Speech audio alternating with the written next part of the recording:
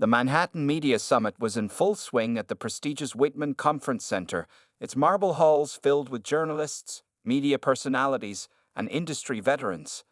The afternoon session featured a panel discussion on modern political coverage, and among the speakers was Chen, a seasoned political reporter known for his sharp tongue and liberal leanings. The elegant conference room buzzed with anticipation as Chen, wearing a perfectly pressed navy suit and his signature red-framed glasses, took his place at the center of the panel. The moderator had just opened the floor for discussion about media coverage of former First families when Chen leaned forward, his expression turning into a smirk. "Let's talk about the elephant in the room," Chen began, his voice carrying across the hushed audience. "The previous administration's First Lady, Melania Trump. Here we had someone who spent more time posing for cameras than preparing for her role." A few uncomfortable chuckles rippled through the crowd, but Chen wasn't finished. Sarah Martinez, a young journalist from the Miami Herald, shifted uncomfortably in her seat as she watched Chen continue his tirade. The weather outside was growing stormy, matching the darkening mood in the room as Chen's comments became increasingly personal and pointed. "And that accent," Chen continued, mockingly imitating Melania's speech pattern. "How can someone represent American values when they can barely speak English properly?" His words hung heavy in the air, causing several attendees to exchange concerned glances. In the front row, Rebecca Thompson, a veteran correspondent from the Washington Post, closed her notebook with an audible snap. Her face showed clear disapproval of Chen's unprofessional behavior. The other panelists appeared equally uncomfortable, with some trying to steer the conversation back to legitimate policy discussions. Unknown to Chen and the rest of the attendees, James Wilson, a junior event coordinator, was frantically texting his colleague on the fourth floor. "You won't believe what's happening down here," his message read. "Chen's gone off the rails about Melania Trump. Isn't her son at the Youth Leadership Conference upstairs?" Indeed, just 4 floors above, Barron Trump was participating in a collegiate leadership symposium. At 20 years old, he had grown into a composed young man who carried himself with quiet confidence. He sat attentively in the business strategy session, unaware of the controversy brewing below. Back in the main conference room, Chen was building to his crescendo. "Let's be honest," he declared, gesturing dramatically. "The Trump era was a circus, and Melania was just another act in the show. Her Be Best campaign. More like, Be Fake." He chuckled at his own joke, but the sound died in his throat as he noticed the stony faces of his audience. Social media was already lighting up with clips of Chen's remarks. Smartphones throughout the room captured every word, every gesture, as his inappropriate comments spread across Twitter, Facebook, and Instagram in real time. The hashtag Chen Meltdown was beginning to trend. Jennifer Lee, the event's head coordinator, was watching the situation unfold from the back of the room with growing concern. She had organized hundreds of events, but never had she seen a respected journalist so thoroughly abandon professional decorum. Her tablet was already filling with emails from attendees expressing their dismay. The moderator, David Brooks, attempted to intervene. "Perhaps we should focus on the policy implications rather than personal attacks," he suggested firmly, but Chen seemed determined to continue his rant. "I mean, what kind of example did she set?" Chen pressed on, his face flushed with the excitement of his own rhetoric. "A former model who married into wealth, barely engaged in her first lady duties." It was at this moment that James Wilson's text message reached its intended recipient upstairs. The storm outside had intensified, rain lashing against the conference center's windows as thunder rolled across the Manhattan skyline. The weather seemed to underscore the drama that was about to unfold. As Chen paused to take a sip of water, preparing to launch into another critique, he remained oblivious to the fact that his words had set in motion a chain of events that would soon leave him wishing he had never opened his mouth. The young man currently descending in the elevator would ensure that this ordinary panel discussion would become one of the most memorable moments in recent media history. The stage was set for what would soon become a viral moment of justice served with dignity, a lesson in grace under fire that would leave an indelible mark on everyone present. But for now, Chen continued his monologue, unaware that his moment of reckoning was just minutes away. Within minutes, Chen's inflammatory remarks about Melania Trump spread across social media like wildfire. Sandra Chen, no relation to Marcus, a social media manager attending the conference, watched her phone explode with notifications as clips of the incident began circulating online. "This is getting out of hand," she whispered to her colleague, showing him the rapidly increasing view counts on various platforms. Short video clips, some only 30 seconds long, captured Chen's most offensive moments, including his mocking imitation of Melania's accent. The atmosphere in the conference room had grown increasingly tense. Several attendees had already walked out, making their disapproval known with loud sighs and sharp glares directed at Chen. Among them was Maria Rodriguez, a respected journalist from Spain, who found Chen's comments about accents particularly offensive. "As an immigrant myself," she said loudly while gathering her things, "I find it disgraceful that we're still mocking people for how they speak English." Her words carried across the room, causing Chen to momentarily falter in his ongoing tirade. Meanwhile, the event's organizers huddled near the entrance, discussing whether to cut the session short. Patricia Williams, the head of conference operations, scrolled through her phone, grimacing at the growing backlash on Twitter. The hashtags #ChenMeltdown and #ApologizeToMelania were trending nationally. Back at the podium, Chen seemed to feed off the controversy he had created. His face was flushed, and his hands gestured wildly as he continued. "And let's talk about her fashion choices as First Lady." "That's enough." The sharp voice came from Robert Maxwell, another panelist and a conservative commentator. "We're here to discuss political coverage, not launch personal attacks on former First Ladies." Several audience members nodded in agreement, some even applauding Maxwell's intervention. The moderator, David Brooks, had begun to sweat visibly. He attempted to regain control of the situation, shuffling his notes nervously. "Let's take a 5-minute break," he announced, but Chen waved him off. "The public has a right to know," Chen insisted, his voice growing louder. "The media has been too soft on the Trump family. Someone needs to speak the truth." In the back of the room, phones continued to buzz with notifications. The story had been picked up by major news outlets, and video clips were being shared by prominent social media accounts. Chen's own network had already posted a statement distancing themselves from his remarks.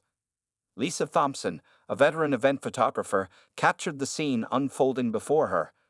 Through her lens, she could see the varying reactions in the room, the shocked expressions, the disapproving headshakes, and Chen's increasingly aggressive gestures. Her photos would later become iconic images of the incident. Outside the conference room, a small crowd had gathered, drawn by the commotion. Among them was James Wilson, the junior coordinator who had sent the text upstairs. He stood nervously by the door, knowing what was about to happen but unsure of exactly how it would unfold. The rain continued to pound against the windows, creating an ominous backdrop to the scene. Thunder crashed outside as Chen launched into yet another criticism, this time targeting Melania's parenting skills. And how about her role as a mother? Chen's voice had taken on a sneering quality. Raising a child in that environment. He never got to finish that thought. The door at the back of the conference room opened, and a tall figure stepped inside. The room fell silent as people turned to look, recognition dawning on their faces. Even Chen noticed the sudden quiet, his words trailing off as he followed the audience's gaze. His expression shifted from confusion to recognition, and then, finally, to something approaching fear. The young man who had entered stood quietly at the back of the room, his presence commanding attention without saying a word. At 6 feet 3 inches tall, Barron Trump's physical presence was impressive, but it was his calm, collected demeanor that truly drew everyone's attention. The silence in the room was deafening. Chen's microphone picked up the sound of his nervous swallow, broadcasting it through the speakers. The stage was set for what would become one of the most talked-about moments in recent media history, and Marcus Chen was about to learn a valuable lesson in humility. Just minutes before Barron Trump learned about Chen's remarks, he had been sitting in the Youth Leadership Conference on the 4th floor. The session had been focused on ethics in modern leadership, an ironic coincidence given what was unfolding below. Emily Parker, a fellow student from Georgetown University, had been the first to notice something was wrong. Her phone kept buzzing with notifications, and when she finally glanced down, her eyes widened. Under the conference table, she quietly showed her screen to Barron. The young Trump's expression remained remarkably composed as he watched the clip of Chen mocking his mother. His classmates, scattered around the room, were also beginning to see the viral videos, and heads turned toward him with looks of concern and sympathy. Dr. Sarah Coleman, the session leader, noticed the subtle shift in the room's atmosphere. She had been discussing the importance of responding to criticism with dignity when she realized her students' attention had drifted. As an experienced educator, she could sense something was happening. "Is everything all right?" she asked, pausing her presentation. The room remained silent until James Wilson, slightly out of breath from running up 4 flights of stairs, appeared at the door. "Mr. Trump," Wilson said quietly, approaching Barron's seat. "I thought you should know what's happening downstairs. A reporter is making some inappropriate comments about your mother." Barron stood up slowly, his full height impressive even in the spacious conference room. His fellow students watched as he straightened his tie, a gesture his father had taught him years ago when facing difficult situations. "May I be excused, Dr. Coleman?" he asked politely. Dr. Coleman, now aware of the situation through her own phone's notifications, nodded. "Of course. Remember what we just discussed about grace under pressure." As Barron walked toward the door, his close friend Michael Jiang spoke up. "Want us to come with you?"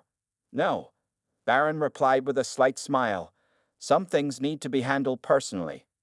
In the elevator, Barron took deep breaths, remembering his mother's advice from years ago. "They will try to provoke you," she had told him. "Your response shows who you are, not who they are." The elevator seemed to move painfully slowly. During those moments, Barron recalled countless memories of his mother, her strength during public criticism, her grace under pressure, her unwavering support for him despite the constant media scrutiny. He remembered late nights when she helped him with homework, speaking to him in both English and Slovenian, enriching his understanding of both languages.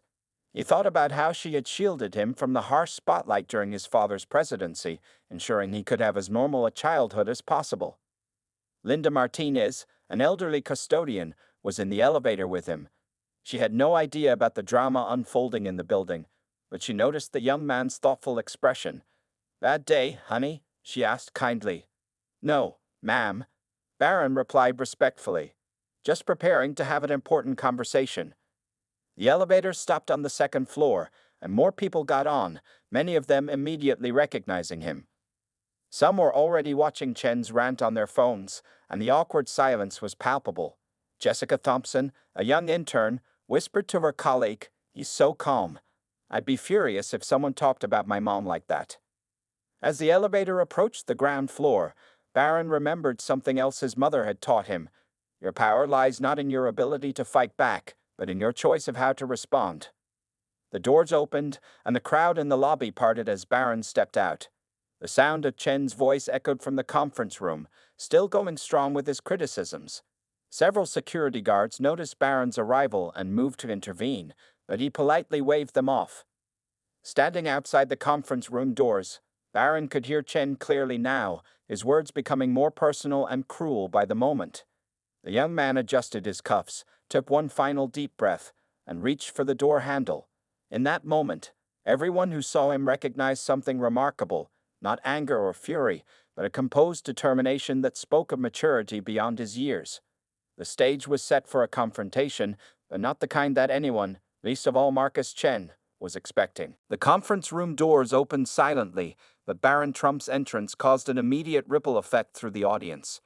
People turned in their seats, phones raised to capture what they sensed would be a historic moment. Chen, still in full flow at the podium, remained oblivious to the dramatic shift in the room's attention. And furthermore, about Mrs. Trump's Christmas decorations. Chen's words died in his throat as he finally noticed the sudden silence. Following the audience's gaze, he turned to see Barron Trump standing at the back of the room, tall and composed. The young man didn't immediately speak.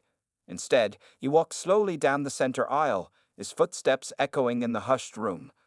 The confidence in his stride reminded many of his mother's runway days, but his expression carried his father's determination. Rebecca Thompson, still in the front row, noticed how Chen's hands began to tremble slightly on the podium. The reporter's face had lost its smugness, replaced by an uncertainty that grew with each step Barron took toward the stage. "Mr. Chen," Barron's voice was clear and steady, carrying easily across the room without need for a microphone. "I believe you were just sharing your thoughts about my mother." The silence in the room was absolute. Even the storm outside seemed to have paused, as if nature itself wanted to witness what would happen next. Chen's mouth opened and closed several times, but no words came out. Barron reached the front of the room and turned to face the audience. At 20 years old, he cut an impressive figure in his well-fitted suit. Those in the front row could see that his hands were steady, his breathing calm. I happened to be upstairs at the Youth Leadership Conference, he continued, his voice maintaining its composure. We were actually discussing ethical leadership and the importance of treating others with respect. Several audience members shifted uncomfortably in their seats, aware of the stark contrast between the lesson being taught upstairs and Chen's behavior in this room. The reporter had begun to loosen his collar, sweat visible on his forehead. Mr. Chen, Barron turned to face him directly now. You've spent the last 30 minutes criticizing my mother's accent. Did you know she speaks 6 languages fluently? The question hung in the air. Chen's face reddened as he stammered, I was merely expressing my opinion on. You mocked her modeling career, Barron continued, his tone remaining measured. Should we discuss your career history, Mr. Chen? Or would you prefer to keep personal matters out of professional discussions? A few murmurs of approval rippled through the audience. Maria Rodriguez, who had earlier walked out, had returned to witness this moment and was now nodding appreciatively from the doorway. My mother, Barron's voice took on a warmth that contrasted sharply with Chen's earlier sneering tone, taught me that real strength isn't shown by how fiercely you can attack others, but by how gracefully you can respond to attacks. He paused, letting his words sink in. The room remained captivated, with every phone, every camera, every eye fixed on this unexpected confrontation. She also taught me, he continued, a slight smile appearing on his face, that when someone criticizes you publicly, it often says more about their character than yours. Chen's face had turned an even deeper shade of red.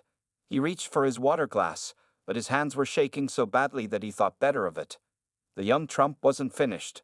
He took another step toward the podium, his presence somehow both commanding and gentle at the same time.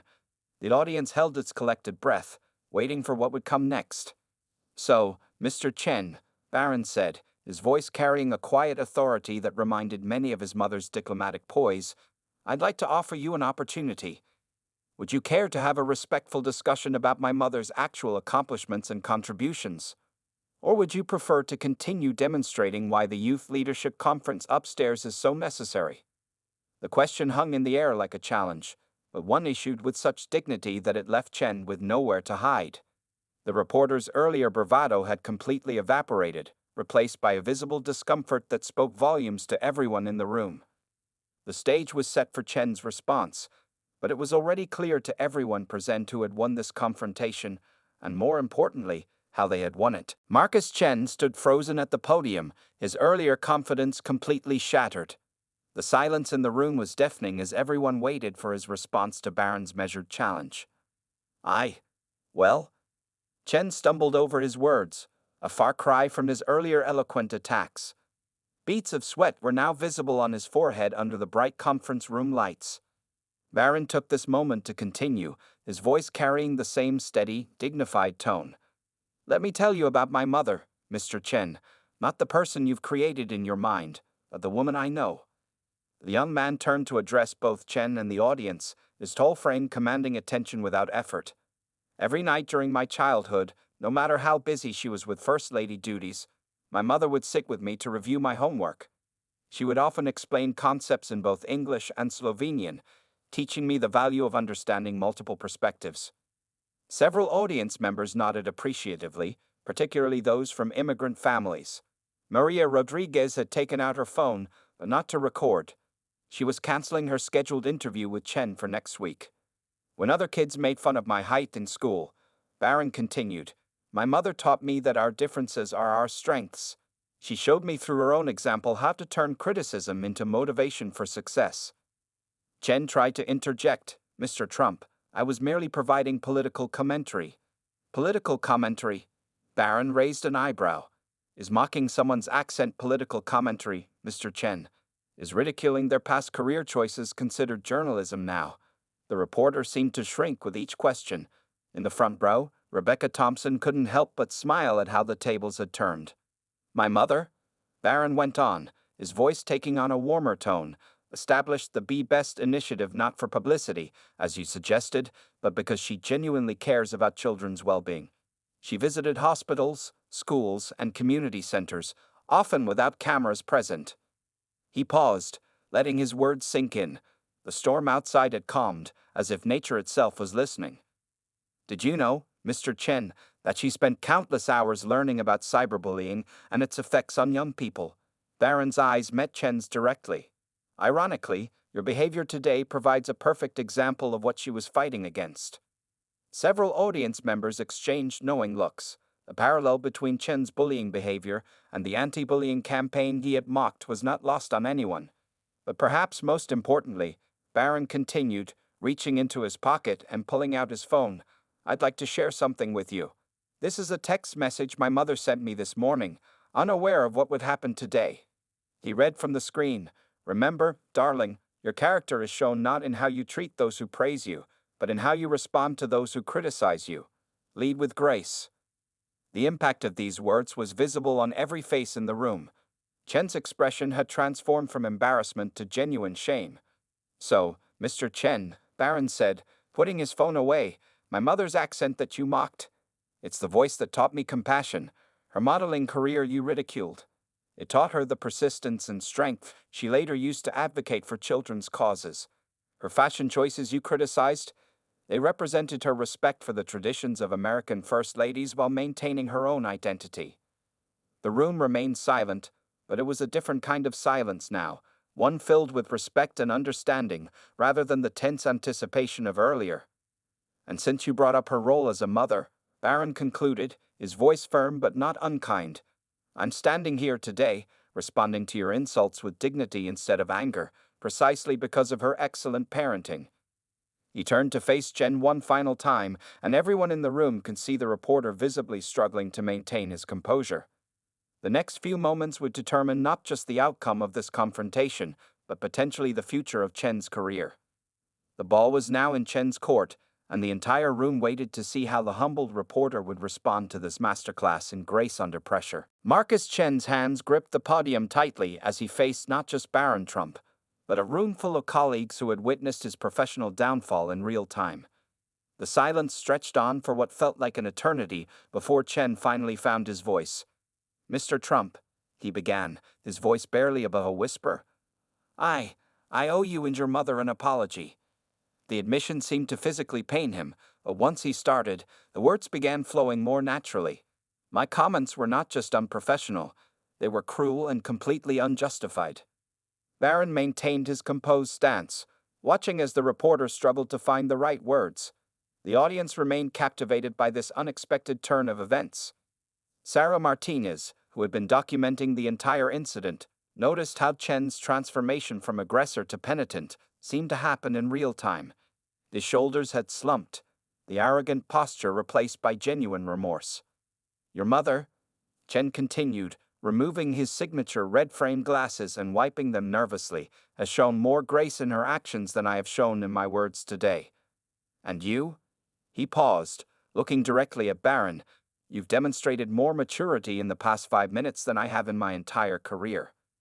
The room's atmosphere shifted perceptibly.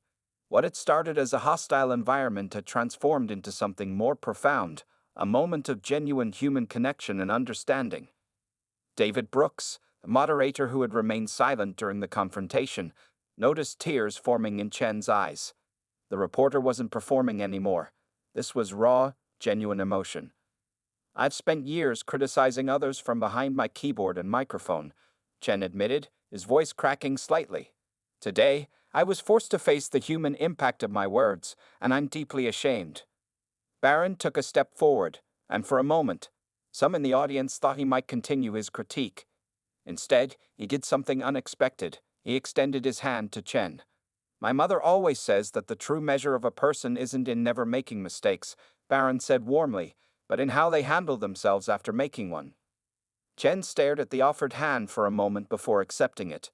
The handshake was captured by dozens of phones, becoming an image that would soon go viral for all the right reasons. Would you like to know what else my mother taught me? Barron asked, maintaining the handshake for a moment longer. Chen nodded, unable to speak. She taught me that every mistake is an opportunity for growth, and every conflict is a chance to build understanding. Barron's words carried across the room clearly. Perhaps we could turn this moment into something positive. Chen found his voice again. How? After what I've said. By having the conversation you should have started with, Barron suggested. Would you like to hear about my mother's actual work as First Lady? About her dedication to children's causes?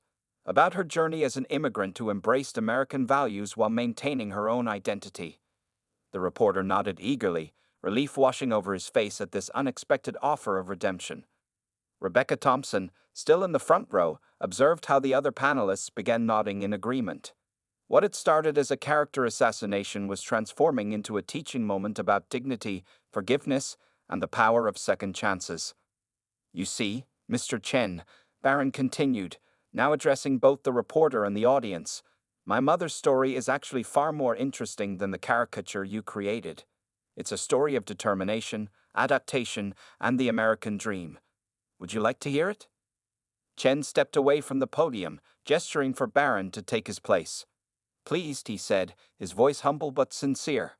I think we all would. As Barron moved toward the podium, the audience burst into spontaneous applause. This wasn't just about a son defending his mother anymore. It had become a powerful demonstration of how to transform conflict into understanding, hatred into learning, and criticism into constructive dialogue. The stage was set for a very different kind of discussion than what had started this afternoon, and everyone in the room knew they were about to witness something special. What happened next in that conference room would be talked about for months to come. Barron Trump, standing at the podium where minutes earlier Chen had launched his attacks, began sharing the real story of Melania Trump. My mother arrived in America with 2 suitcases and a dream, he began, his voice clear and engaging. She spoke little English but carried an unwavering determination to succeed. The audience, including Chen, who now sat quietly in the front row, listened intently as Barron painted a picture of resilience and adaptability. Many of you know her as a former model, but did you know she studied architecture and design at the University of Louisiana? Barron continued. That same eye for design later influenced her restoration projects in the White House, preserving American history while adding modern touches. Maria Rodriguez, who had initially walked out during Chen's remarks, was now taking detailed notes. As an immigrant herself, she found particular resonance in this untold story. During her time as First Lady, Barron explained, my mother visited countless hospitals, schools, and child care centers. Not for photo opportunities, but because she genuinely wanted to understand the challenges facing American children. Sarah Martinez raised her hand, asking the first question in what would become an engaging dialogue. Could you tell us more about her Be Best initiative? Barron smiled, appreciating the genuine interest. The Be Best campaign wasn't just about cyberbullying, as many think. It was a comprehensive program addressing children's well-being, online safety, and the opioid crisis affecting families. Even Chen found himself taking notes, his earlier hostility replaced by professional curiosity. The story he should have been telling all along was unfolding before him. My mother, Barron continued, would spend hours reading letters from parents struggling with their children's social media addiction or bullying experiences. She didn't just delegate the work. She personally responded to many of these letters. Rebecca Thompson, who had covered the White House during that period, nodded in recognition. She had witnessed some of these moments but had never heard them described so personally. As Barron spoke, more hands went up across the room. The hostile atmosphere had completely transformed into an engaging press conference, with journalists asking thoughtful questions about Melania's initiatives and accomplishments. Mrs. Trump established the first White House tennis pavilion, Barron shared, responding to a question about her legacy. But more importantly, she did it using only private donations, ensuring no taxpayer money was spent on the project. Chen, finding his journalistic instincts returning in a more professional way, raised his hand. Mr. Trump, could you tell us about your mother's work during the pandemic? The question showed genuine interest, and Barron appreciated the shift in tone. During COVID-19, my mother focused on keeping children connected to education. She recorded reading sessions for kids stuck at home and helped coordinate virtual learning resources. The room had become so engaged that when David Brooks announced they were running over time, there were groans of disappointment from the audience. "One final story," Barron said, checking his phone briefly. "Just last week, my mother donated a significant portion of her wardrobe to a women's shelter in New York. She didn't alert the press or seek recognition. I only know because I helped her pack the clothes." This personal detail caused several journalists to exchange surprised looks. It was the kind of story they had missed while focusing on superficial criticisms. As the session drew to a close, Chen stood up again, this time with humility rather than arrogance. "Mr. Trump, thank you for turning my mistake into an opportunity for all of us to learn the truth." The audience broke into spontaneous applause, not just for Barron's presentation, but for the remarkable transformation they had witnessed, from a room filled with hostility to one of understanding and professional journalism. People began standing, offering a full standing ovation that seemed to encompass more than just appreciation for the speech. It was an acknowledgement of grace under pressure, of turning conflict into understanding, and of the power of truth over sensationalism. As Barron prepared to leave the podium, his phone buzzed with a message. It was from his mother, still unaware of what had transpired. "Hope your conference is going well, darling. Remember, always let your actions speak louder than your words." Looking at the message, Barron smiled. He had done exactly that. The aftermath of the conference reverberated far beyond the walls of the Whitman Conference Center. By evening, video clips of both Chen's rant and Barron's dignified response had gone viral across all social media platforms. Marcus Chen, sitting alone in his office later that night, stared at his computer screen as thousands of comments poured in. However, unlike the usual toxic social media reactions, something unusual was happening.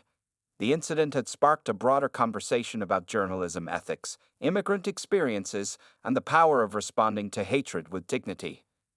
"I need to make this right," Chen muttered to himself, beginning to type what would become one of the most widely shared articles of his career. "How My Prejudice Was Transformed by Grace." An open letter to Melania Trump. Meanwhile, at his apartment, Barron received an unexpected call from Dr. Sarah Coleman, his professor from the Youth Leadership Conference. "Your handling of that situation," she said warmly, "will be used as a case study in our future ethics classes." The story continued to unfold in unexpected ways. Maria Rodriguez, who had witnessed the entire incident, published a powerful piece titled "Beyond Accents: The American Dream in Many Voices." Her article, featuring stories of successful immigrants including Melania Trump, went viral within hours. Television networks began reaching out to both Chen and Barron for interviews, but both declined immediate appearances. Instead, they agreed to participate in a thoughtful documentary about immigration, success, and the importance of responsible journalism. Rebecca Thompson, who had watched the whole scene unfold from the front row, wrote a detailed account for the Washington Post. Her article, "When Grace Meets Prejudice: A Lesson in Leadership," became the most shared piece on their website. A week after the incident, something remarkable happened. The Whitman Conference Center hosted a special event, "Breaking Barriers: Immigrant Success Stories in America." The keynote speakers? Marcus Chen and Barron Trump, sharing the stage to discuss the transformation of their unexpected confrontation into a platform for understanding. Chen, now speaking with genuine humility, addressed the packed auditorium. "My career was built on creating controversy, but I learned more about true journalism in those few minutes with Barron Trump than in all my years of reporting." Social media platforms, which had initially exploded with outrage at Chen's remarks, now shared countless stories of immigrant success, personal growth, and forgiveness. The hashtag Grace Under Pressure became a symbol for responding to hatred with dignity. Melania Trump herself finally commented on the incident through a brief statement. "I am proud of my son for showing that the best response to criticism is not anger, but understanding. This is the America I fell in love with, a place where conflicts can become conversations." The incident even reached academic circles. Harvard's Kennedy School of Government added the case study to their curriculum, examining how personal attacks in media can be transformed into opportunities for social progress. As the weeks passed, the story's impact continued to grow. Public speaking requests flooded in for Barron, who accepted only those focused on immigrant success stories and responsible journalism. Chen, transformed by the experience, began mentoring young journalists about ethical reporting and the importance of human dignity. 1 month after the incident, the final piece of the story fell into place. The National Press Club hosted a special dinner honoring immigrant contributions to American society. The event opened with a video compilation of the conference incident, but it didn't end with Barron's response to Chen. Instead, it showed what happened afterward. Dozens of journalists sharing their own immigrant family stories, creating a tapestry of American diversity. Chen and Barron sat at the same table that evening, no longer adversary and victim, but two people who had helped transform a moment of conflict into a movement of understanding. As the event concluded, Chen turned to Barron and said, "Your mother's legacy isn't just in what she achieved as First Lady. It's in how she raised a son who could teach America about grace." Barron smiled and replied, "And your legacy, Mr. Chen, will be in showing that it's never too late to learn, grow, and change." The story of that conference day became more than just a viral moment or a news cycle. It became a reminder that in an era of division and quick judgments, grace and dignity still had the power to transform hearts and minds. And somewhere in their home, Melania Trump smiled as she added the newspaper clippings to her scrapbook, proud that her son had demonstrated the very values she had worked so hard to instill, not through words, but through actions.